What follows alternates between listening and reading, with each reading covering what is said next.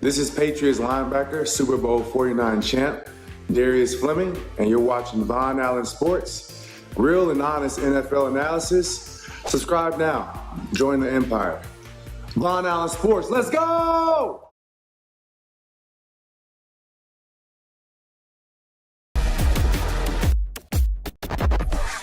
Von Allen Sports.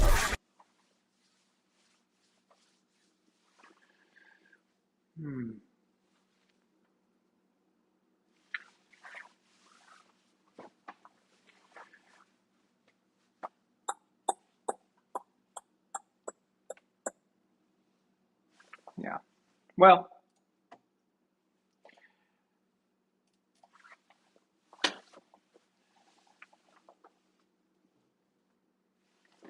I mean, like, I know this is the riveting commentary you guys were hoping for. Um,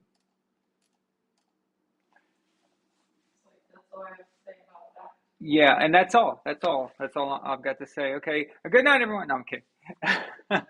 Okay. So let's get this straight. A Bill Belichick team, knowing that this was a wet and foggy game, okay? Weird conditions, okay? Conditions that were very comparable to, I don't know, what the Bears are used to. This is the Bears type of game, okay? When the Bears get games like this, a lot of times they just know how to win. They beat the 49ers this year in a game like that. I think it was in week 1, actually. So they were 2-4 going into this game, and one of their wins was against the 49ers at home because of that type of weather. I underestimated Bill Belichick's preparation for this game. I really did. And you know what? I overestimated Bill Belichick's preparation for this game and underestimated the Bears. So bad conditions, okay. Or, relatively bad. It's not horrible, but it's still it's sloppy. I mean, Justin Fields fumbled the ball 4 times. He fumbled the ball 4 times and you couldn't get one of them? All right. 2. And that should tell you something, actually. So 2, you don't prepare for this game thinking that the Bears are going to run it. Do you realize that their quarterback had more rushing yards than anyone on their team, and they still utilized their running back? Montgomery was still playing well.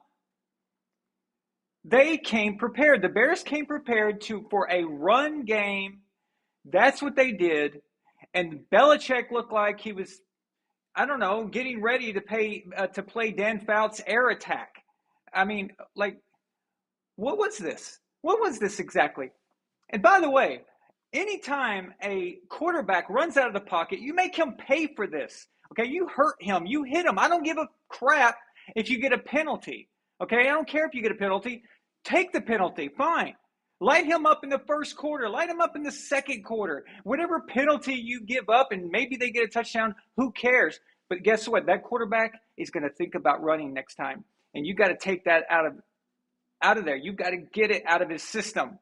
You got to make him pay. What happened to Belichick punishing? Okay? What happened to him punishing people and punishing these quarterbacks for doing this? What happened to those days? It's just, everything looked lost. Everything looked weird. It looked like, at the very beginning of the game, it was weird, right? If it wasn't for Matthew Judon, this game would have been much worse. Okay? This guy just, he's really all we've got. All right? Let's be honest. That's really the only thing keeping this thing going, right? He's awesome. He gets me fired up, gets me back into the game when I'm like not, it's like getting disappointing. But he can't do everything, okay? He can't do everything. You've got to be able to tackle. What is this? Reaching up my arm. Oh, I hope I can trip him. What is that? What happened to Bill Belichick fundamentals? Wrapping up a guy. What happened to those things? I was just talking about this on Saturday night. I did a quick video on Sunday, and I said, well, at least the Belichick team is going to be well coached and ready to go tonight. And I guarantee you they're not going to lose like the Bucs did.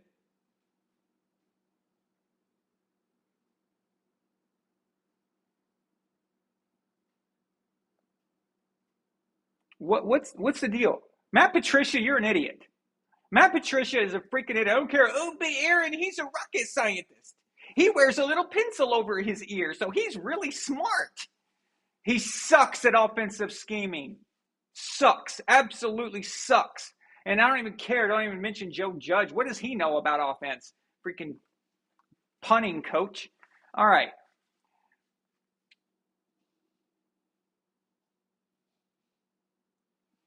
Why would you call a play to hand the ball off to a wide receiver in a wet game?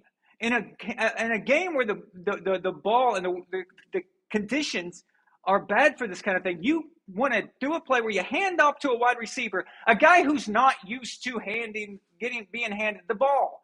That is a certain thing. You need reps for that. It's not easy. I know it looks easy on TV, okay? I know that hiking the ball looks easy. I know that long snapping the ball looks easy. These things are hard. They're much harder than you realize.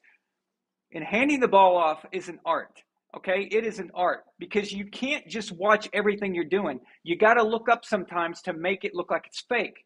You got to trick the defense. You can't sit there and just watch the ball the whole time when you're trying to do a play of this kind, okay? Wide receivers are not used to this. The timing is weird for them. They just don't get enough reps to take the ball like that. What does he do? All right. I mean, really, what was that about? I just, as soon as it was called, I was just like, what? And then, yeah. Why did you throw Mac Jones out there in this game? Why? Why did you throw him in? Did you throw him out in these conditions on a Monday night while everybody's watching? Was this to humiliate him? To make him look stupid or something? First of all, he's been out for a while. 3 weeks, something like that, I guess, maybe a little more than that, depending on how you look at it. I mean, if you count the reps and all that, and the weeks of the days in practicing and stuff, he's been away. Okay, so you're not getting this in-game hitting week to week. You're not getting that. You can't simulate in practice because they're not allowed to do that anymore. So he's just not ready for a game like this one. This game, this style, was not the game that you bring back Mac Jones, okay? He just didn't seem ready for the situation. I'm not even knocking him. It's not his fault. He shouldn't have been brought back in. It should have been Zappy again. He should have got all the reps and everything. And then you pick a favorable game to come back, favorable conditions, okay? Conditions are very important. Situations important. All those things. It's just, that was stupid. So was Bill doing that thinking that Mac was back and he was really wanting to go with him? Or was he throwing him into the wolves so he could shut everyone up and just go with Zappy for the rest of the year and doesn't have to deal with any kind of quarterback controversy crap or whatever, right? I don't know what he was thinking. I don't know. But it was a wrong move when, we didn't even know that Mac was going to start until real late. So I thought that was the wrong move. I thought Zappy should be starting. And you guys know my feelings about this. You keep the quarterback that keeps winning unless the guy that's waiting is a legendary figure. Like, you don't leave Tom Brady or Peyton Manning or someone like that waiting around. But when it's Mac Jones, I mean, you really don't have to rush him. I mean, Mac and Zappy are essentially the same person. I mean, my God, they even look alike. All right? Physical skills, they're probably the same. They're probably no different. The difference right now that I can see is Zappy is a better decision maker. All right? He seems to just make decisions faster and process things faster. And that is just from what I've seen this year. We don't have a big sample size, okay? So whatever. But This year, it just seems like Zappe is a better decision maker. Isn't that what sets Tom apart from a lot of people back when he was a young player? It would set him. Nobody thought Tom Brady in his first year was a better overall, physically better quarterback than Drew Bledsoe. But Tom was a better decision maker. And that's kind of how I see this thing. But so it's not like you needed Mac to go out there and make something happen. You just didn't have to do that. It's not relevant right now. You didn't have to do that. It's just, man, that was things got so good. They got so good when they put Zappe in. That was, things were just clicking. Everything was working, and then it all came to a screeching halt when Matt Patricia thought it was a good idea to hand off to a wide receiver in wet conditions. Yeah, that's genius. Let's get cute. Let's mix it up a little bit. Let's have some fun. Okay? So, yeah, whatever, man. Genius. Well, that wasn't genius. It was anything but genius. Yeah, whatever. But disappointing night. Although for a while it was actually a pretty good game, even with the frustration. It was, the first half seemed to be kind of okay. It was kind of, as far as like watching the game and enjoying the game for what it is. It was actually looked like we were going to have a battle there, but no, everything just fell apart after that. It just, but yeah, it makes sense, right? So with what happened Sunday, so should have known better. I shouldn't have said anything. Actually, I shouldn't have said anything. I should have kept my mouth shut. John Thomas Chavez sends a $5 super chat and says, "Disgusting, apathetic." Bill once again checked out and should be on the hot seat. The Jets could very well win big time next week because they actually care. The Jets are playing with passion, and that's exactly what John's referring to. They're playing because like they want to be there. I still felt like the Patriots defense today was trying. They just, the scheme was bad. Like they just weren't picking up things, and they weren't picking up Justin Fields. Do you know sometimes they put a quarterback spy on Justin Fields, who was a defensive end? Did y'all see that? Did you see that crap? That was like, what are they doing exactly? What do they think that was going to happen? Was he just going to chase Justin Fields all over the field, right? So he's going to lug his big 300-pound ass just after Justin? Yeah, sure. Okay. Thank you, John, for the super chat. I really appreciate it, man. Let's see. Yeah, that one was hard to read, John. I'm sorry. I kept like, wait, apathetic. I didn't know what you were trying to say there exactly. But yeah, no problem, man. Oh, great. Thanks. Luke sends a member super chat, 21 months of membership. Thank you so much, Luke. I really appreciate that, man. He says this loss is on me for guaranteeing a Pats win.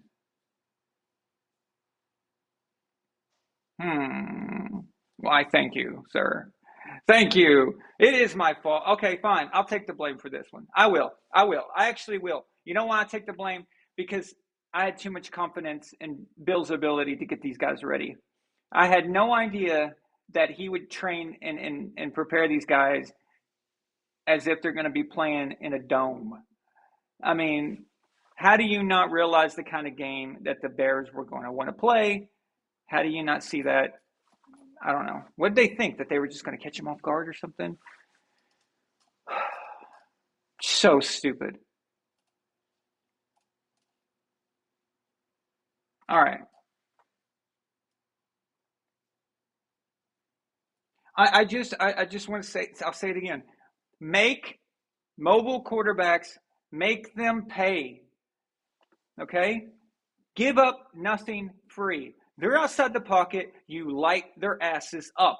And I don't care if you're at the boundary line, knock his ass out, take the flag, fine. I'll take that flag any day of the week.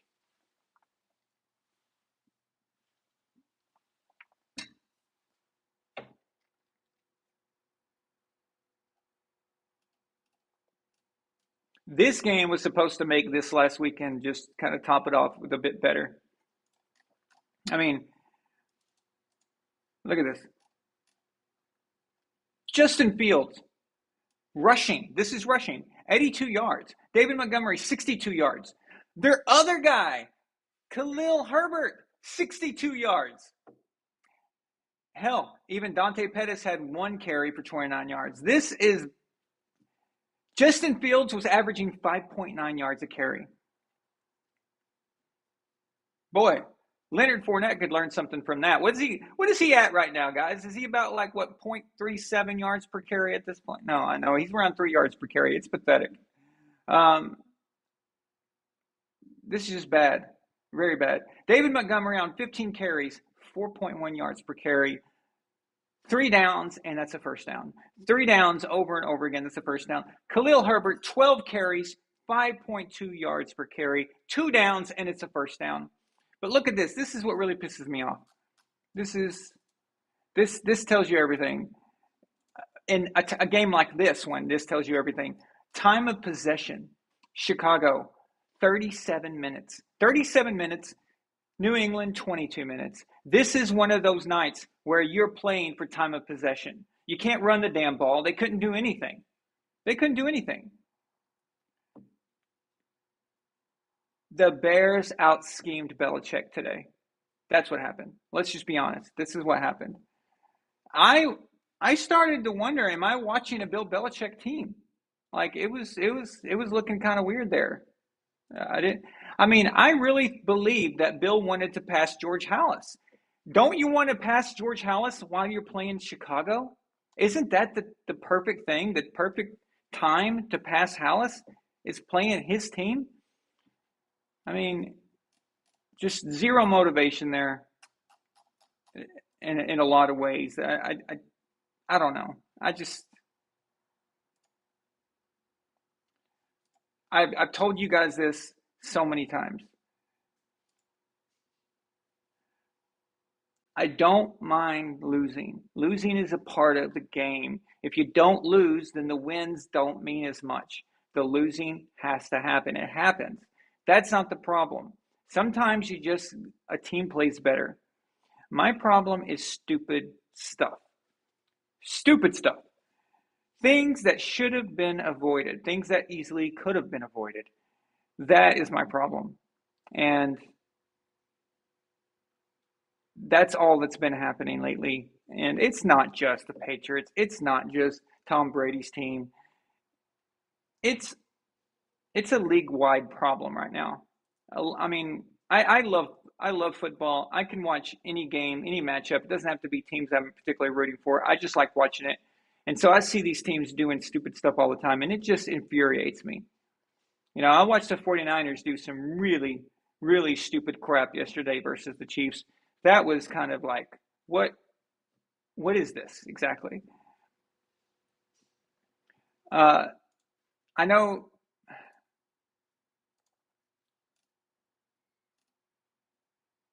Yeah, I know Zappy had 2 picks, but those picks, both of them were tipped. I'm pretty sure both. Yeah, I'm pretty sure both of them were tipped. He's got to work on that. He had a lot of tip balls tonight, and that's something that you gotta get past. You gotta fix. But Mac Jones, his interception was atrocious. I don't know what he was throwing to. I don't know what he was doing. So he kept relying on running instead. So again, it's also about reading defense ahead of time, knowing where you want to go with the ball. If you don't see it in the defense, you're going to struggle, and that's what I mean by I think Zappy is just a better decision maker at right now. Like what we see, you can.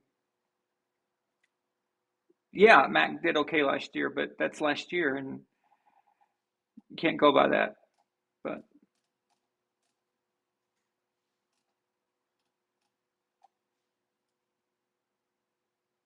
yeah, Luke, I agree. Matt Patricia is still better than Byron Leftwich, but who isn't?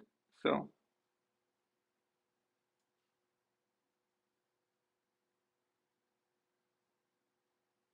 I noticed that, John.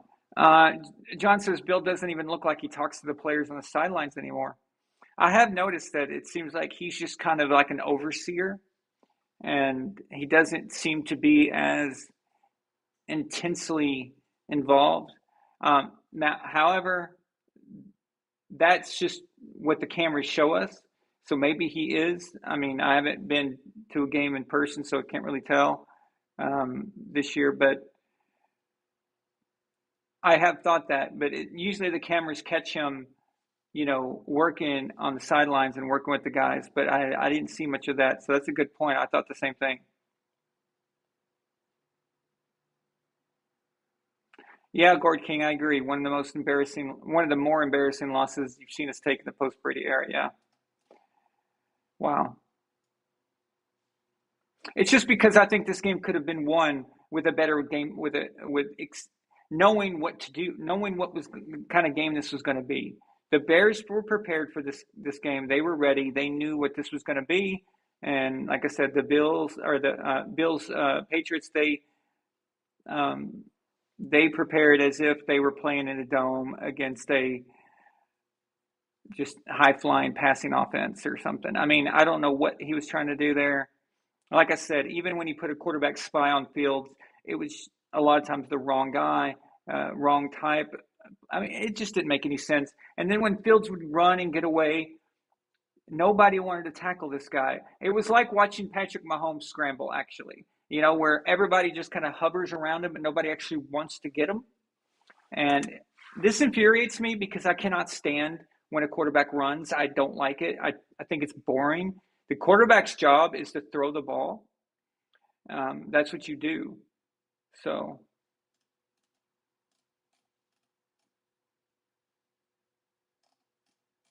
what is this? Why is these comments asking me to approve?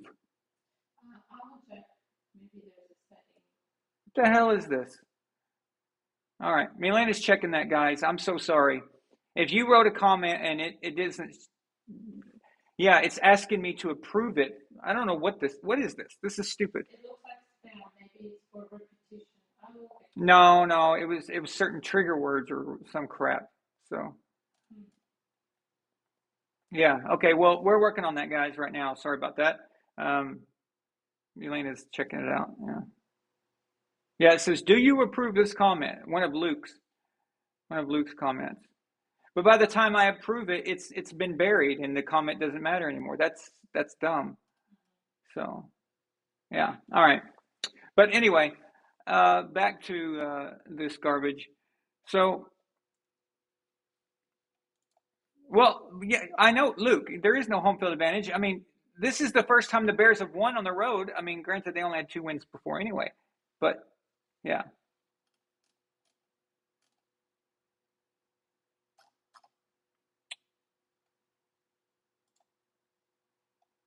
Yeah, it's just crap. Okay. Like I told you guys on Saturday, if you got the show then, so tonight is actually the Week 7 review show that's usually on Tuesdays, but I am going to an event tomorrow night at SoFi Stadium.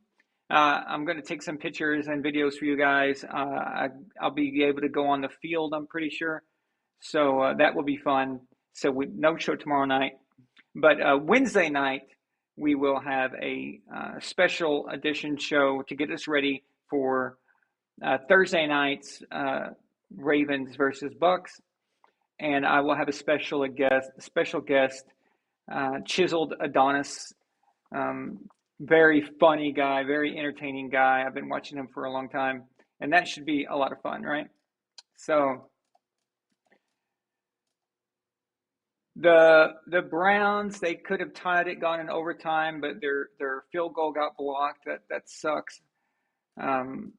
The Bengals over Falcons, that's pretty much what we all expected. I picked them. Tell you what was surprising, Lions and Cowboys, that did not go how I expected. I expected some points to be put up on the board by both teams. The score is a bit deceiving, the 24-6, because for a long time, Dallas couldn't get anything done on offense either. But Dallas got the win with Dak back. So Dallas is rolling. They're 5-2. I also think the Lions are a better team than 1-5. I know that their record says 1-5, but I think they actually play better in general than that. And even with their defense being so terrible, I still think that the Lions could be a good team. Maybe next year is their time to really kind of do something in their division. But I think it's coming along there. Giants at Jaguars. I thought I had this game. I picked the Jaguars to win that. I didn't like the matchup for the Giants, but the Giants pulled it out. Props to New York, man. Props to New York. I mean, 6-1. The Giants are 6-1. This is crazy. I mean, Colts lose to the Titans. All right, so I picked Tennessee to win that game because I felt it was going to be one of those. Yeah, the Titans are a old school team. Okay, and the Colts are more of a finesse team, and I just didn't like the matchup, especially in Tennessee. I didn't think that was going to work. However, if they think Matt Ryan is the problem, so they announced that Matt Ryan is benched for the year. Now, he's got a dislocated shoulder that should put him out 2 to 4 weeks, but they're going to they've already decided he's gone for the rest of the year. They're going to have him help that Eric Klisch guy, how you say his name. The Colts are stupid. So screw you, Colts. I mean, no, that's there's no way I do that. Trade Matt Ryan. Trade him somewhere. Don't make him sit on the bench the rest of the year. Trade him to somebody who needs a quarterback right now. If you cannot make that work, then that's on you. I don't know. But yeah, screw the Colts. I hope they lose every game the rest of the season. All right. This one's a head scratcher. This one is probably as egregious as not as egregious, but pretty bad as the Bucs Panthers, which is the Packers at the DC Lizard People. I'm still trying to figure out what happened there. And all of a sudden, the DC Lizard People are 3-4, which is very. Are we in the Twilight Zone or something? So the Packers are 3-4. I don't know what kind of bizarro universe that we've all stepped into or been sucked into. But everything seems to be flipped on its head. Jets at Broncos. I had originally picked Denver, but I didn't realize that Russell was going to be taken out. I thought that they had announced that Russell Wilson was a game time decision at that point, but then they changed it. So I switched to the Jets, and the Jets ended up winning. But they didn't get nothing done anyway, the Broncos. So it might not be as much about Russell as people think. I think this Broncos team is just badly coached. I think Nathaniel Hackett sucks. And you know what? He's getting attention because he used to coach Aaron Rodgers. And we've seen this happen before. We've seen it where an offensive coordinator gets credit for coaching a quarterback who knows more than they do. How many jobs did old Doofus get because he spent 1 year with Peyton Manning? His name escapes me at the moment, but he had head coaching jobs at the Jets and the Dolphins, and as if he had anything to do with that. It's weird how these coaches get jobs. Kyle Shanahan got a head coaching job as if he was the reason why the Falcons were good. Matt Ryan was always a good quarterback. Julio Jones was always a good wide receiver. It didn't really make much of it. I just don't see it. I'm not impressed. I'm not impressed by what I see in San Francisco because they don't seem to know how to close out games. And that's just as important as putting up yards and points in the first 3 quarters. If you can't close, then what difference does it make? If you lose the game, then everything, all those stats mean nothing. They're just X'd out. They're just nothing. There's zero. It's like trying to be greedy when you're 90 years old and on your deathbed. It's like, what is the point? You can't take the money with you. Stats don't mean nothing if you're losing, man. It doesn't mean anything. Yeah, Texans at Raiders. The Raiders finally found a team they could actually beat. This is good. This is interesting. I've kind of been pulling for the Raiders. My friend Z, who was with me during that brief bitch fest of mine yesterday, he's a big Raiders fan, and we were watching that game at the same time as we were watching the Chiefs and 49ers. So good for the Raiders. The Texans, of course, suck as predicted. Seahawks at Chargers. Okay, Seattle. Apparently, Seattle didn't get my memo that they're tanking. They suck so bad that they don't know how to tank properly. So it's actually having the opposite reverse effect. Instead of me saying that they suck, they're actually playing better. They're 4-3, and they beat the Chargers. That's okay. All right. Sorry, Seattle. I apologize. Apparently, you don't want to tank. Chiefs, 49ers. I already kind of mentioned that one, but whatever. Someone hit Patrick Mahomes, and he'll stop running around like an idiot. He didn't actually have that good of a game, but his team kind of rallied around him. And you know what? Good quarterbacks need that. Sometimes a good quarterback has a problem, is struggling, just not feeling it, and his team helps him out. So many times a good quarterback bails his team out. Sometimes you need the help. And that's how I felt about Brady yesterday, is that the team wasn't doing him any favors. He threw a beautiful pass to Mike Evans, completely dropped, completely unacceptable. You can't have that kind of stuff going on. Steelers at Dolphins. Why they put this on Sunday Night Football is beyond me. I kind of watched it half-assed. I had it on, listening to it on the TV, but I was setting up our studio, which I'm almost done with. But I don't know. I was actually going for the Steelers in that game because of the divisional implications. But if we can't win a game, then it doesn't really matter what the Dolphins do, right? But they got the win. Fine, whatever. Just remember, this Dolphins team just beat the same Steelers team that beat Tom Brady last week. Okay? All right.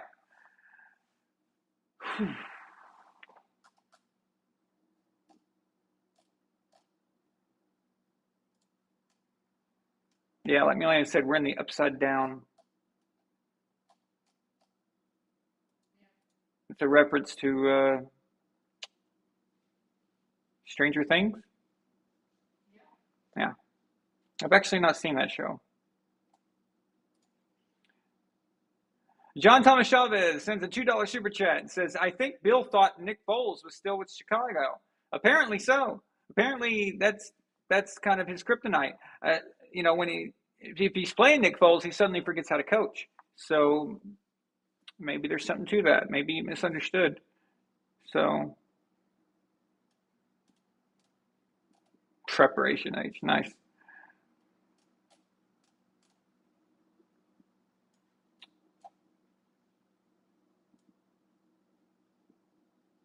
Austin Thomas is guaranteeing a Bucs win on Thursday against the Ravens. Okay, so let's talk about this. Wait a second.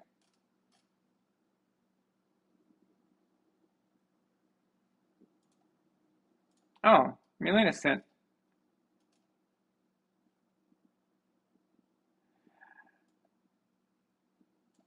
Milena sent a $2 super chat. Thank you. She says, please click the thumbs up and subscribe. Let's go.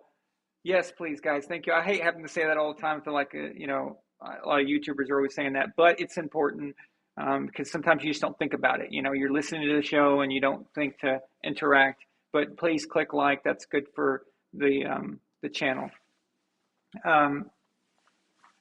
This thing's bugging me. Okay. So give me just 1 second. Just a second, guys.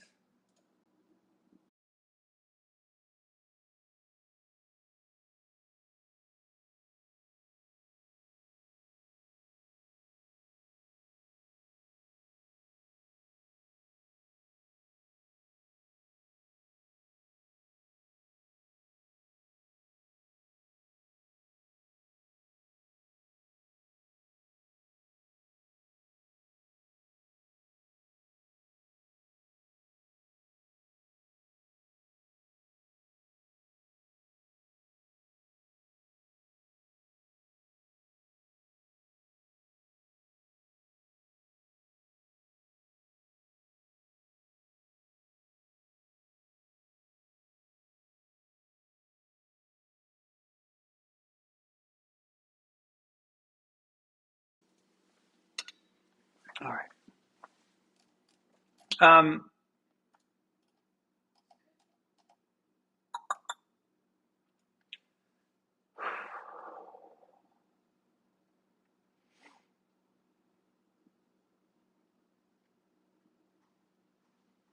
do I think? Okay, so do I think?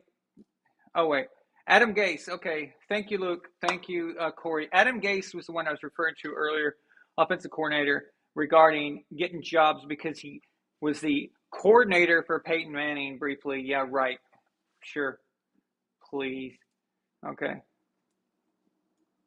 And I still can't figure out why Matt Patricia is the offensive coordinator for the Patriots. I still don't know what that's all about. So,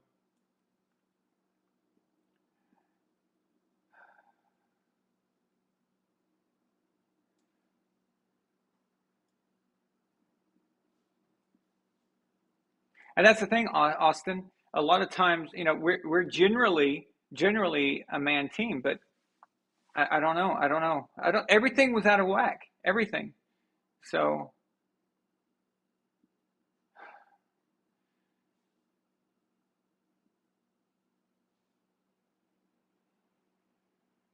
it's just, you know what? And in the Bills press conferences, I'm sick of the media being so terrified of him. They need to ask him direct questions, and he needs to answer. Okay, those days of not answering, not saying what's going on, or not explaining things, that was okay when you're winning Super Bowls and you've got the GOAT Tom Brady as your quarterback. But now things have to be answered. Okay, and I'm really getting sick of this game. I'm sick of this thing. It's a gimmick now. It's no longer something that we can just keep ignoring and keep saying, okay, it's all right. No, no, no. He needs to start answering questions, and the press needs to start asking him really difficult questions. And I'm just so fed up with it. Okay, so yeah, so you're guaranteed. Wait a minute, just a second. Brissett, Rivers, Wentz, and now Ryan. Indy hasn't kept a quarterback. Yeah, apparently Indy is the problem. All right, Indy is the problem. So yeah, exactly, John. You went to, well, actually, you ruined Luck, but that was a different administration. But Brissett, Rivers, Wentz, now Matt Ryan. You're telling me that all four of them, just all four, are all bad, equally bad, and that you can't just get anything done? You can't move forward with those guys. You can't win any playoff games. You can't really. I refuse to believe that Matt Ryan sucks. That is not. No, no, nope. Uh-uh.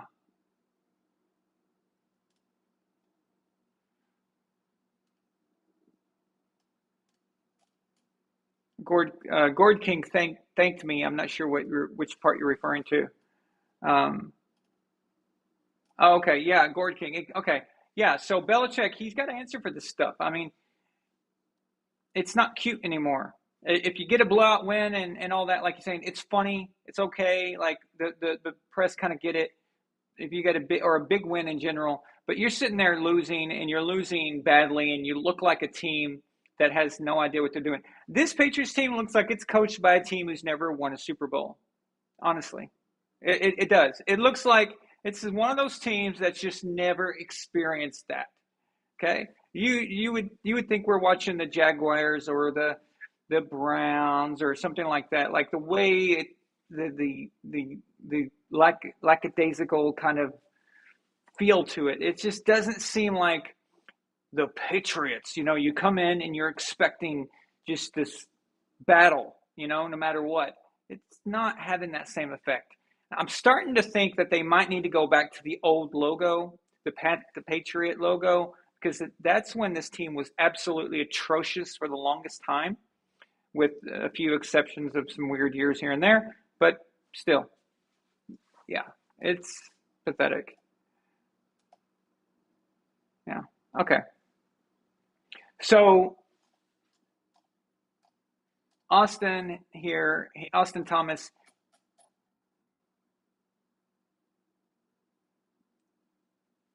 I mean, You guarantee to win Thursday night, but I'm going to tell you right now, I cannot say when the Bucs are going to win again. I will not.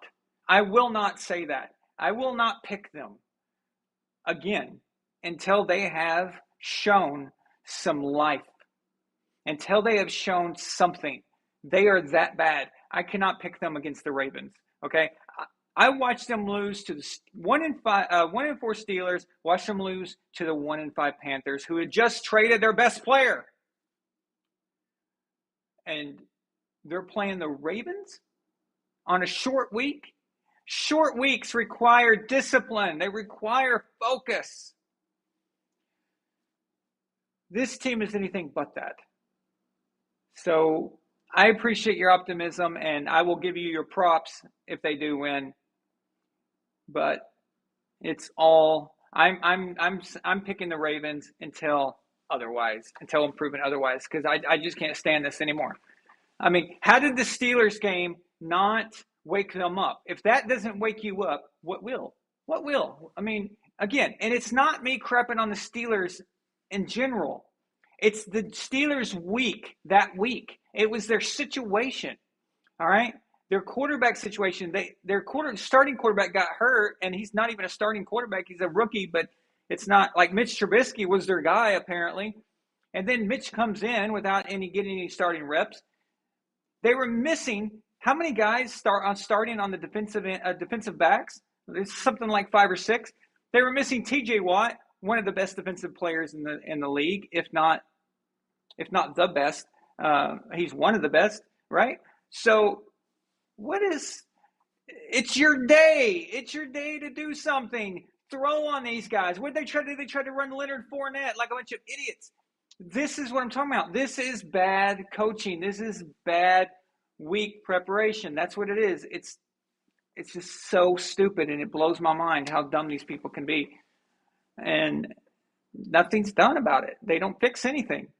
So how can I watch them do this against Pittsburgh, then go against Carolina and be even worse? They were actually worse against Carolina.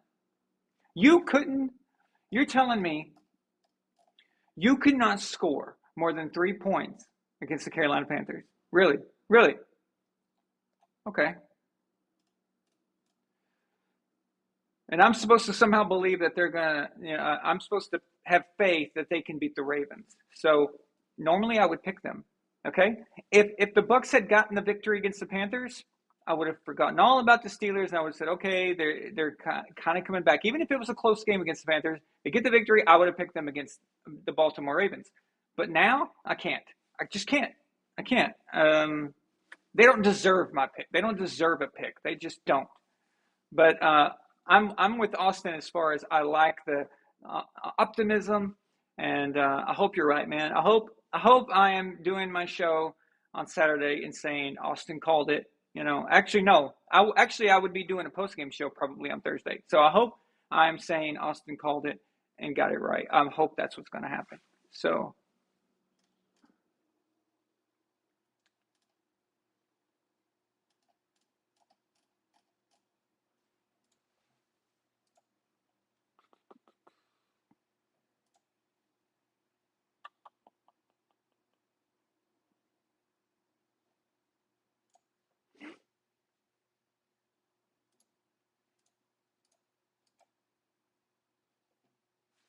what is this? Let me check this real quick.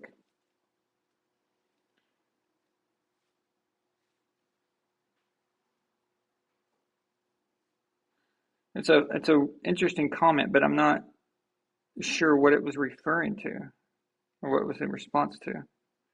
Oh, never mind. You know what? My phone keeps getting bombarded with these comments from my one of my older videos, the Montana versus Brady documentary from years ago. And there's these two dudes, and I think they might be the same person, but their names are one calls himself Joe Montana, number 16, the GOAT. He's the guy that I said there was a show one night. I've got to find this episode and post it because it's really funny. But if you've been to the comment section of that documentary, you'll see a guy named number 16 Joe Montana's the GOAT, and another guy named John Ree, R-E, and he's got like 3 accounts. But they're always there. Anytime someone comments something, they're always there replying. I mean, they keep that video circulating. I was like, yeah, thank you guys, but they say a lot of stupid crap. But the Montana guy, what's funny about that is that one night I was talking about him. This was a while back, maybe 2 years ago. And I was talking about him on the show. And I said, this guy loves Joe Montana so much that I think he might stalk him. You know, I made a joke. I said, Joe, you better put a restraining order against this guy. He's probably going to come stalk you. This is no joke. Later that night, hours later, that in the middle of the night, there was a report that Joe Montana's house or where he was staying was broken into, and someone tried to kidnap his grandson. You guys remember that? I bet you some of that, huh? Yeah. That happened later that night. No joke. And I had said that on the live show. That creepy as hell. That is so weird, right? But anyway, they keep blowing up my phone constantly, and I'm always seeing them comment things. And I've never seen such dedication to a lost cause, right? And because these guys have dedicated themselves so much to commenting on my video, I in the past I've offered for them to come debate me on the show. They never respond. They never say anything. They're basically their go-to comment to me is making fun of my age. So they don't seem to understand how this works exactly, but I've told them 1,000 times that I watched Montana play. They're convinced that I was born in like 1999 or something. Like they really believe this, apparently. And I've told them 1,000 times, I was like, dude, I've watched Montana play. When I was a kid, I loved Joe Montana. So they ran out. Yeah. They ran out of arguments. So now and then I see them do it to everybody. Luke, I think they've done it to you too. And then they've said, oh, how old are you, kid? Or they always make some kind of comment. But anyway, it's hilarious. But yeah, there are some hardcore Montana defenders out there, and they're dedicated, man. I just don't know where he gets the time. He literally comments on every single comment. And you have to understand that video's got a lot of views and a lot of comments constantly. And he's dedicated to that thing, man. Both of them are, if they're not the same person. So, but yeah, it's creepy. Yeah, Mike Montana. Mike Montana was his original name. And then I used to make fun of him because I asked him, I said, if you're Mike Montana, are you related to Joe? I mean, like, that's kind of creepy to name yourself. It's like me going around saying I'm Aaron Brady. Okay, that's creepy, dude. That's really creepy. But anyway, yeah. So he changed it to number 16 Joe Montana the GOAT or whatever. So yeah.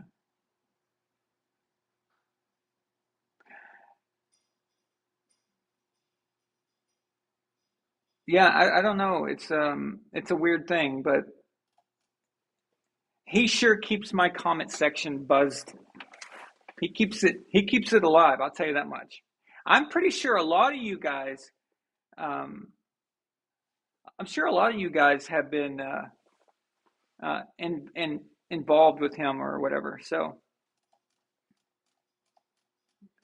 yeah, Kevin, but it's not the same. Okay, first of all, your name is Godnet, not Garnett. Okay, so you're not Kevin Garnett.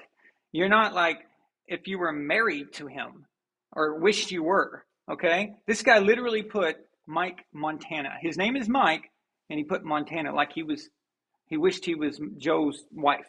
Okay, you put Godnet, which is clearly showing that you're a fan. You're calling him the god of basketball. That's clearly kidding around. Also, you're not hitting up every Kevin Garnett documentary and living on it and going nuts about it. It's just what this guy does is very different, very creepy. So, yeah. No, John, you're right.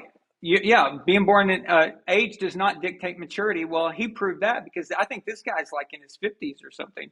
But his point is that he thinks that anybody who didn't watch Joe Montana, who wasn't alive when he was playing, he thinks that they are not qualified to make a comment about Joe Montana.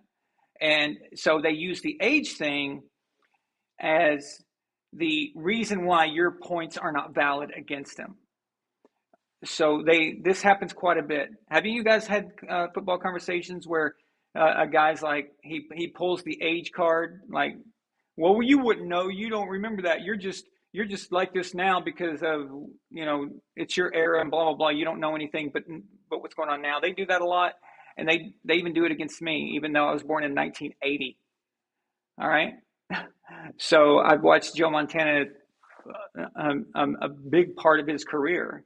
I probably didn't even know what football was or what I was watching until I was like 5. So, but I remember Montana winning 2 Super Bowls, his last 2, of course. I remember that very well. I loved Joe. Thought Joe was the GOAT, by the way. Thought Joe was the GOAT for a long time. I still wouldn't give it to Tom until Tom finally got over that mountain, because I didn't want any arguments. I didn't want anybody to have anything to say. And Tom has obliterated that since then. So,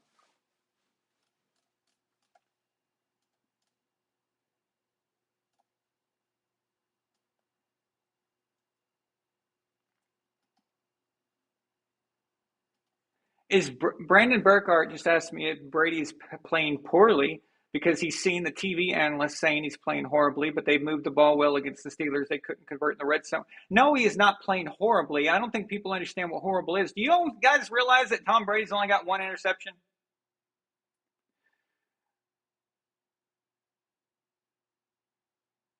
He's not throwing bad balls.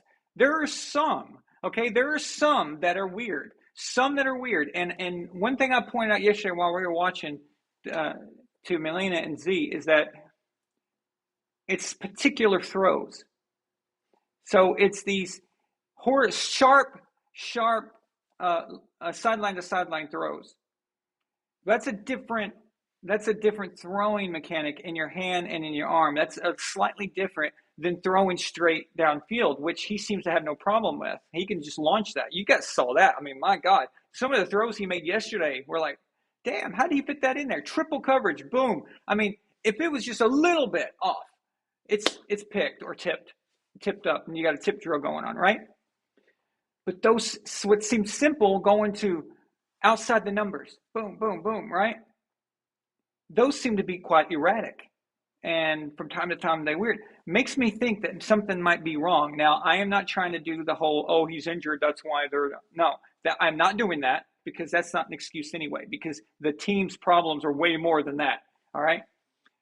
But I'm just wanting to say that that's the only thing that I've noticed that could be a weird, is that particular throw, those particular throws and those angles seem to be weird for him, and they're seemingly supposed to be an easy throw, but he's having trouble.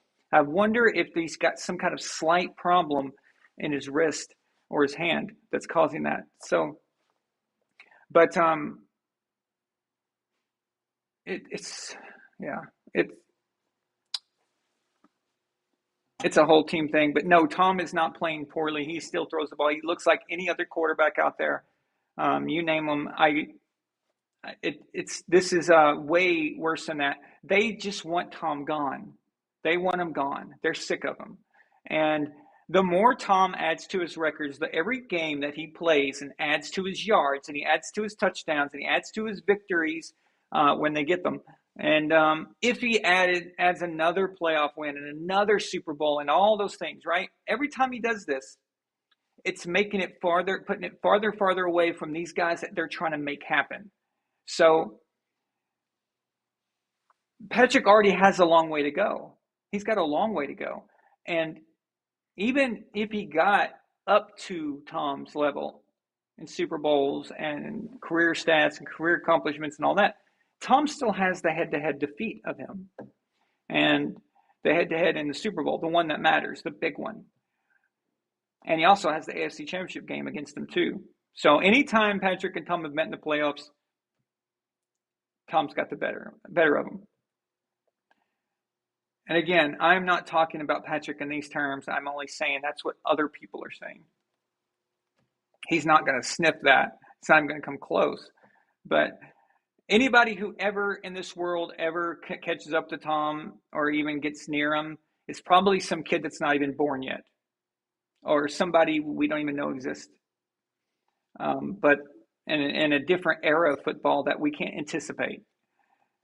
But in their minds, okay, just to go to what you're saying, in their minds, Brandon, they don't like this. And Chris Sims, for example, every time Brady accomplishes something, he's pushing himself away from his idol Aaron Rodgers. He's pushing himself away from his new favorite Patrick Mahomes. Chris Sims has kind of backed off on the Aaron Rodgers love ever since Aaron said he wasn't going to take the China virus vaccine. But now he's kind of moved on to Patrick Mahomes, and that's his hero all of a sudden. And he thinks that now that he's going to be the one to do that. No. But that's how they think. They want him gone, and they're pissed off about it. So they don't like him. They don't like him, and that's it. But no, I'm told you guys, I will be the first to say it here, that if something's wrong, if it's over for him, like if he can't play anymore physically, that's not it. That's not what this is. It's not what I'm seeing. It's not happening. So, because if I don't call that out when I see it, then all these videos I made and all the compliments and stuff, they don't mean much if you're not willing to call out the other parts of it. So, can't just be blindly following. It's like if I was on here tonight saying, "Oh, you know how many Patriots channels there are on YouTube that are right now? I'm probably going, oh, it's okay. Those Patriots fans who have a problem, they can just leave. They're just bandwagon fans, and they've got all their jerseys and they're collecting all their stuff and everything, and they're just waving the pom poms no matter." No, as a fan, you're supposed to bitch. You're supposed to complain. You're supposed to point out negative things. That's the whole point of this. It's a ride. It's a roller coaster, up and down, up and down, up and down. You critique the losses and you praise the victories. That's how this works. That's just what it is, and I'm not going to apologize for that anyway.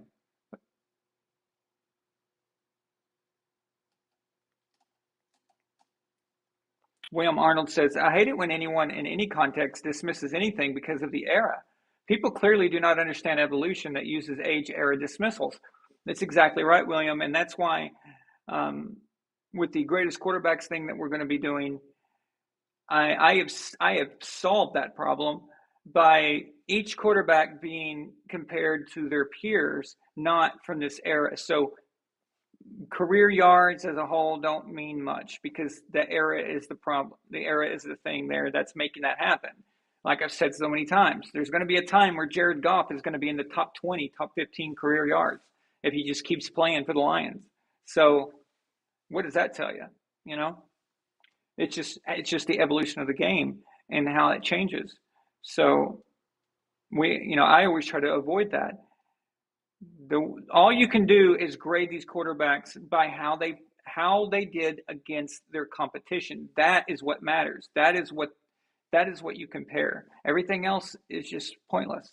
Saying, oh, if he played in his age or he played in his age. Let me tell you something. All right, and we talk about old timers here. Like this guy trying to say that Tom wouldn't last in the 80s. They don't know what they're asking for. Actually, that they're making a mistake there.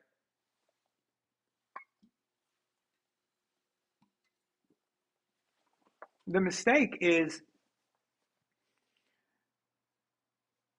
I'm not so sure the quarter, or you can say these things at all because of what's been learned over time. So what Brady, what Peyton Manning, what Aaron Rodgers, what these guys know, the knowledge they have, the type of schemes and how to overcome certain defenses, exploit certain defenses. If they had gone back in time in a time machine to play those teams, they would kill them. They would exploit every single weakness they have because those defense has evolved since then, and offense has evolved. How has it evolved? Well, that evolution that those guys have, the Bradys and Peytons of the world, is from the guys of the 80s, from Joe. So without them, you don't have that. But because of that, you go back in time, you defeat them. So it's actually what the point they're trying to make is they don't think that quarterbacks today could handle back then. All right? So here's their thinking process. This is an argument that is consistently posted on my video. I've been seeing this a lot lately. That's why I'm bringing it up, because this has been, every once in a while, that documentary gets caught up in the algorithm and gets, spit out onto everybody's recommend page for whatever reason. And I get a fresh new set of comments and stuff. But the main argument I see is that Tom Brady could not handle football from the 1980s. Okay. This is the kind of flawed thinking that troubles me and makes me weep for the future of the United States. Somehow, they don't think a 6'4", 6'5", 225-pound Tom Brady could handle getting sacked in the 1980s. But somehow, Doug Flutie handled it. And somehow Joe Montana handled it. Well, actually, he got hurt quite a bit. But Elway, Marino, they got through it. Warren Moon got through it. All these guys. It's not prison yard football, people. Okay? They make it sound like the guys back then were carrying shanks. And you know what they always say? Oh, Lawrence Taylor. Lawrence Taylor. Lawrence Taylor is always the example for these people. Apparently, Lawrence Taylor plays on every single team from the 1980s. Apparently, LT is on every team that's ever played Joe Montana. So Joe Montana only plays against Lawrence Taylor. All right? That's it. That's the only guy that exists. Every position is Lawrence Taylor. Every linebacker, every defensive end, even the DTs, they're all Lawrence Taylor, according to these guys, okay? So they always, Lawrence Taylor. All right, cool. So how many linebackers, how many defensive ends could we come up with in the last 20 years that hit as hard as Lawrence Taylor, probably, okay? That are fast like Lawrence Taylor, all right? Why is Lawrence Taylor the GOAT? Why is he the GOAT? In my opinion, maybe you guys don't agree. In my opinion, Lawrence Taylor is the GOAT of defense. Why? But why? Why do we pick him? It's not because he's necessarily the fastest guy. It's not necessarily he's the strongest guy or the hardest hitting guy. It's he changed the game, all right? He put all of those things together and just changed the game. It completely revolutionized that position. That is why we say he's the GOAT. He did things that no one could stop. They just couldn't stop him. And that's why he's the GOAT. Not necessarily because of one specific area. So this argument about taking guys back then doesn't hold up. Do you think that Tom and Peyton's bodies are suddenly fragile? More fragile than a human in the 1980s? Like, how is it? Where is the thinking process involved here? Quarterbacks today are enormous. They're freaking enormous. You put a linebacker back then, and people are going to think they're linemen. All right? They're going to be like, who the hell are these dudes? Or what are they? Are they defensive ends? What are they? How would they look at Josh Allen? Okay? It's ridiculous. Let's go back even farther. Let's go back to the 1930s and the 1940s. I mean, how far does this go exactly? How bad does this get? So what if we take Joe? If Joe couldn't stand up 80s, right? What does he do in the 70s? When Terry Bradshaw was getting a concussion every single quarter. I mean, that's proof. Just listen to him talk. Okay? That guy has had CTE before I was even born. How would they fare against those guys? You know, the only reason Bill Walsh's offense took off the way it did in the 80s is because they relaxed on a lot of the coverage rules. They pulled back. You couldn't do what you used to be able to do in the 70s to a receiver at the line. You couldn't do that anymore. They pulled back on that.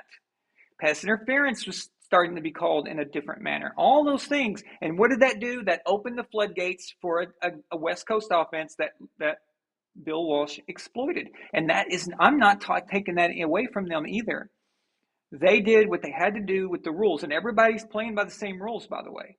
So if you know the new rules and you're still playing 70 style, that's your problem. So that's not what this is about. What I'm talking about is just I'm using their argument against them. They're defensive. It's hardcore. Well, Joe Montana, if Tom Brady cannot handle the 80s, then Joe Montana would be broken like a twig in the 1970s, right? But they're not going to say that. But Terry Bradshaw has 4 rings. So does Montana. Oh, that don't matter to them though, right? See, when it comes to that. Well, all that matters to them is era and how hard it is and how tough it is. So that means if I use their logic, okay, Bradshaw is the GOAT, right? So Milena, if I propose to you and I tell you that there's a quarterback who lived in the 1980s, okay, who played in the 1980s, won 4 Super Bowls out of 4, okay, so went to 4, won 4, never lost. Another guy played in the 70s, went to 4, won all 4, never lost. The same, right? But I tell you that the 70s was harder to play because people hit harder and the coverage was much more hardcore than the 80s was. Who would you call the GOAT?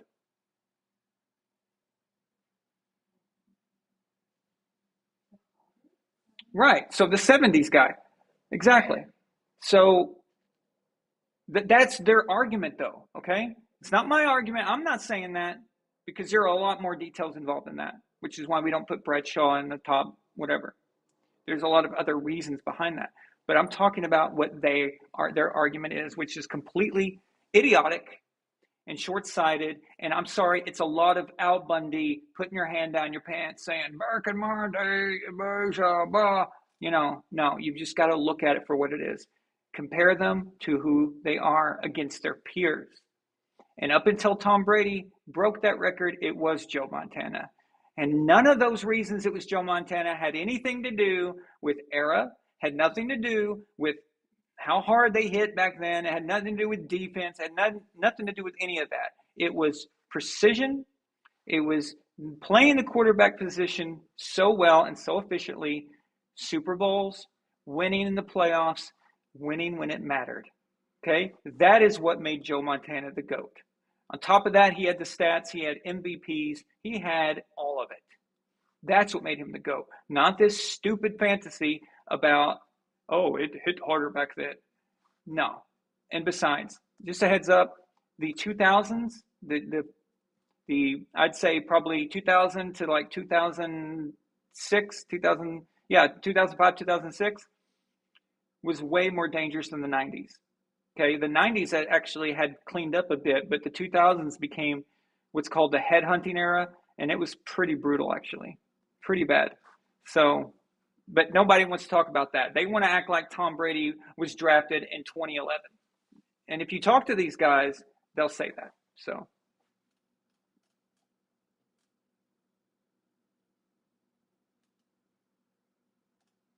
yeah, exactly, Luke. It was a different game. It was a different game back then.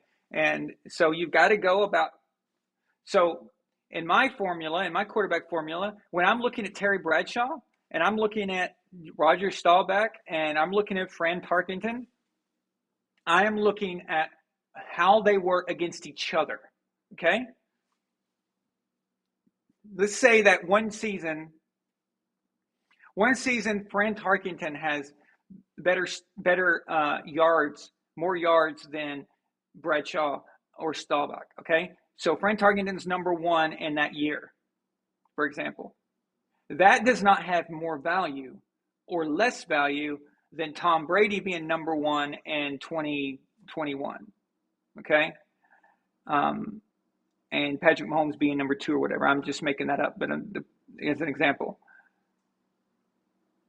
Tom doesn't get more credit because he's playing now. I don't care that he threw for more yards that season. It doesn't matter. I don't care if the year I'm looking at, they only threw for 2,000 yards that year. The guy who's number one against his peers is number one, and that's it. He gets the same amount of points, the same amount of credit as the guy now, even though the guy probably doubled that. Because his peers are playing in the same way. Same thing. And go back to the 70s. All those quarterbacks are playing under the same conditions, the same rules apply to all of them. The same amount of football knowledge that they've got up until that point. It's all fair game. It's all the same. And that is how you judge these guys. You don't sit here and try to do some Star Trek time traveling bullshit. All right? It doesn't work. And it's absolutely idiotic to do it.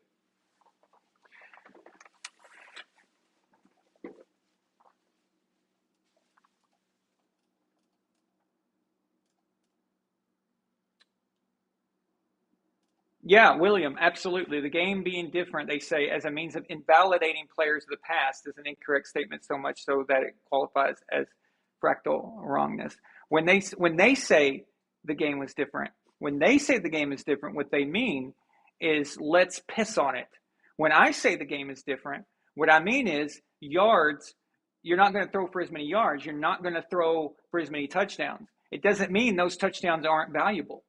It doesn't mean that. All it means is that when you look at the stat sheet, the rules and the way people played the game, you go back far enough, and the quarterback was kind of a weird position, a rare position. It was always a halfback or a fullback, running back, whatever. Actually, even running back wasn't used that often, but they would be the quarterback. So there's a lot of statistics if you go back far enough where you have to sift through it, because a lot of the guys who were throwing, some teams didn't even have a quarterback. So it's in that sense, it's different, but it doesn't mean it's any more or less valid. And that's what infuriates me about it. So when they say different, they mean it as a means to insult and belittle. And I've always hated that. I think, William, if I'm not mistaken, we had a conversation about this. Aren't you the one that's a Browns fan? Forgive me if I'm mistaken, but I think you are a big fan of the Browns, right? Autogram? You're the Autogram guy, right? Yeah. So, that always bothered me that those guys didn't get their due, and all we ever talk about is the most recent guy. So I found a way to fix that. And there it is, so.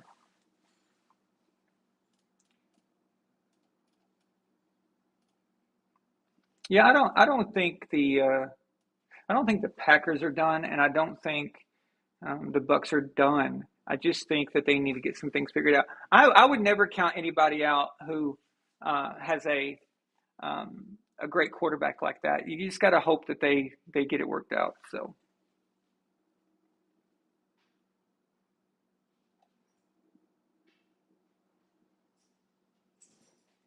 Oh, okay, William. Okay, so you're a Pats fan, but yeah, you were the one that was arguing for Autogram. Right, exactly. We had a long conversation about that. And but yeah, I fixed that because I'm with you. I think it's wrong to not give them their due, because you can only play against the guys that you have. You're only as good as your era and what is happening at the time. So if you start invalidating the past, then there's going to come a time where they're going to invalidate Tom Brady, and they're going to invalidate Peyton and all these guys and what they've done. And they're going to invalidate Montana and all that. So you can't do that. You've got to just find an adjustment there. So.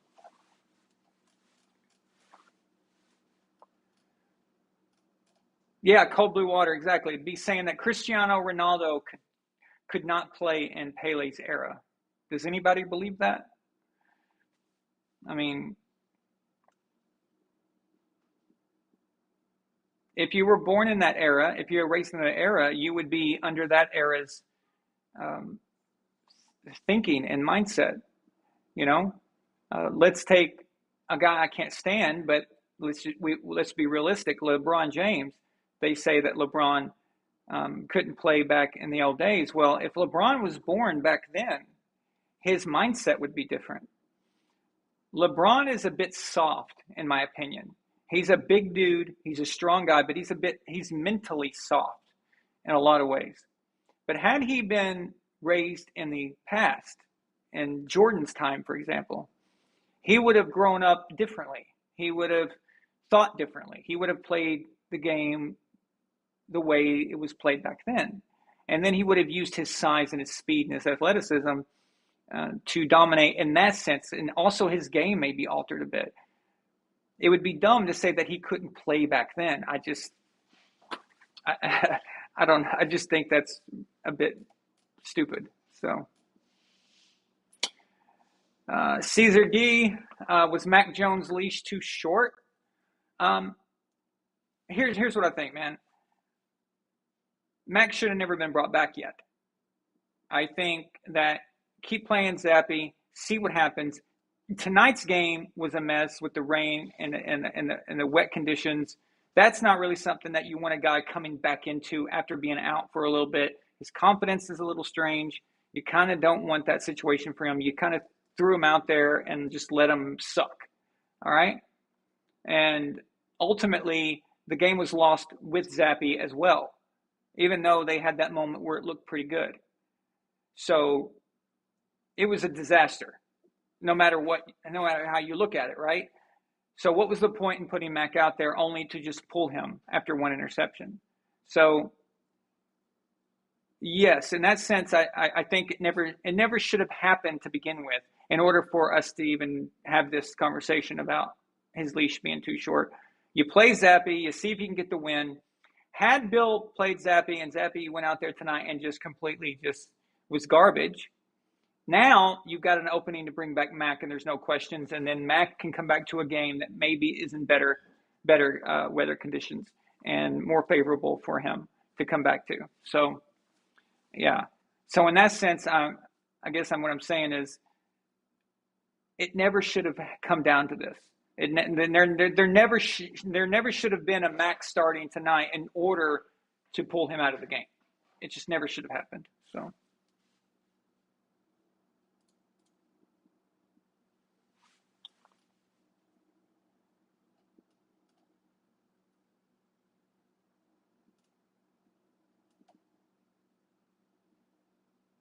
Yeah, those of you guys who are moderators, help us out and approve these comments because I've got to fix this somehow later. This is getting annoying, but Unless they're punishing us for it. But they let the sex ball. they let the sex bot post, but they don't let you guys say douche. Really? Wow.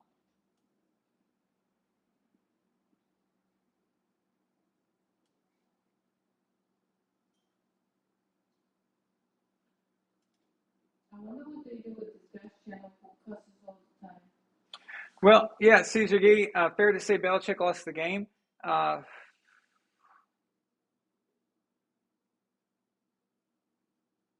Well, they weren't prepared. Okay, so the game plan was garbage. They weren't ready for this style of game, which is rare for a Belichick team. Very strange that they weren't ready. So yes, he has a lot to do with it by not putting them in position, but ultimately the players are the ones that go out there. But yeah, in this case, I'd have to say bad game plan. So very bad game plan. And from what I know about Bill, I think he'd probably agree. I mean, he's even said players can't overcome bad coaching. So that's his own words, that's his motto. So we saw some bad coaching today and we saw some bad scheming, and that's what happened. But yeah, sometimes players can overcome bad coaching, but Bill's the one that believes that. So I guess you got to put it on him. But it's much more difficult, I'll tell you that. I mean, they were not ready for the Bears. They were not ready for this game. I don't know what they were thinking, but they were not ready. And the Bears were ready. They played this to a T. They played it perfectly. They just knew. And no points for the Patriots in the second half. None. 0. It's just not even a field goal. I mean, in the second half. It's just garbage. Yeah. All right. Well, yeah, I guess I'm going to get off here, guys. Thank you so much for joining me this late. And again, I just want to tell you, no show tomorrow night. That's our normal time. But Wednesday, we have a special show with special guest. The chiseled Adonis will be here with me, and we'll be talking about the upcoming week 8 and whatever else what we may stumble upon. And you guys want to be there on Wednesday night and ask him a question or give us debate topics or whatever. That should be a lot of fun. So don't miss that Wednesday night, 7:30 Eastern. Okay, 7:30 Eastern. Okay. So that I think that would be a lot of fun there. So I'll look at one more here. Do you think him planning to play both quarterbacks gave you this L, or was that bullshit? And Mac Jones playing like crap and the chance made Bill fold. I think it was an all-around problem, and I think, as we saw with even when Zappe got in, quarterback wasn't the only thing. It was game planning. It was they weren't ready. The defense didn't even. They were playing the wrong defense, playing in the wrong everything. So they weren't hitting anybody. They weren't lighting anybody up. They weren't the Patriots. They weren't the Patriots, the tough Patriots that says, look, you're going to feel this. You're going to know you were in a game tonight. They were not doing that. They were soft. They were extremely soft. Soft like the Bucs, soft like the Packers. And the tough teams are winning. The teams that will hit you, the teams that are scrappers are winning. Those are the Giants, the Jets, teams like that. Those are the ones. The Eagles, they're scrapping. They're always looking for a fight. That's what you got to have, and that was normally the Patriots thing, but only Matthew Judon was playing tonight. He's out there on his own, man. Out there on his own. Thank you guys so much. I really appreciate y'all. Too bad this weekend just didn't go better, but still, let's see about next week, and maybe things will improve starting on Thursday. But I'll see you guys Wednesday night, 7:30 Eastern, okay? Thank you guys. Appreciate all of you. Have a good night.